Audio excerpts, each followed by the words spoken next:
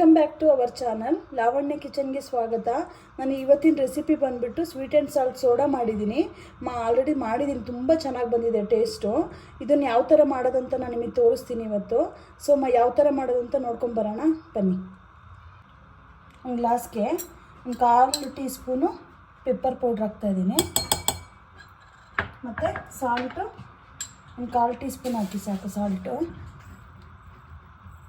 ಈಗ rock salt use ಮಾಡ್ಬೋದು, ನಾನು ಬರೀ ಸಾಲ್ಟೇ ಯೂಸ್ ಮಾಡ್ತಾಯಿದ್ದೀನಿ.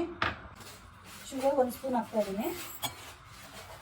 ಆಮೇಲೆ ಐಸ್ ಕ್ಯೂಬ್ಸು ನಾನು ಸ್ಮಾಲ್ ಐಸ್ ಕ್ಯೂಬ್ಸ್ ತೊಗೊಂಡಿದ್ದೀನಿ. ಸ್ವೀಟ್ ಆ್ಯಂಡ್ ಸಾಲ್ಟ್ ಸೋಡಾಗೆ ಸಾಮಾನ್ಯ ಎಲ್ಲ ಸೋಡಾ ಯೂಸ್ ಮಾಡ್ತಾರೆ. ನಾನು 7up ಹಾಕ್ತಾಯಿರ್ತೀನಿ.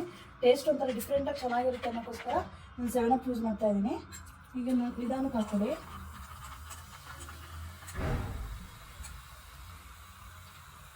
ಇದು ಚೆನ್ನಾಗಿ ಮಿಕ್ಸ್ ಮಾಡಿಬಿಟ್ಟು ನೀಟಾಗೆಲ್ಲ ಮಿಕ್ಸ್ ಆದಮೇಲೆ ಜಸ್ಟ್ ಒಂದು 20 ಸೆಕೆಂಡ್ ಮಿಕ್ಸ್ ಮಾಡಿ ಸಾಕು. ಮಿಕ್ಸ್ ಆಗಿದೆ. ಇದಕ್ಕೆ ಲೆಮನ್ ಹಾಕ್ತೀನಿ.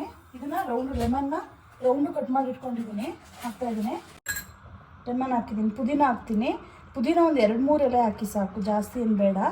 ಇದು ನೀಟಾಗೆಲ್ಲ ಹಾಕಿ ನೋಡಿ, ಈ ಥರ ಎಲ್ಲ ನೀಟಾಗಿ ಮಿಕ್ಸ್ ಮಾಡಿ. ಈ ಥರ ಎಲ್ಲ ನೀಟಾಗಿ ಮಿಕ್ಸ್ ಆಗಿದೆ ಇದು.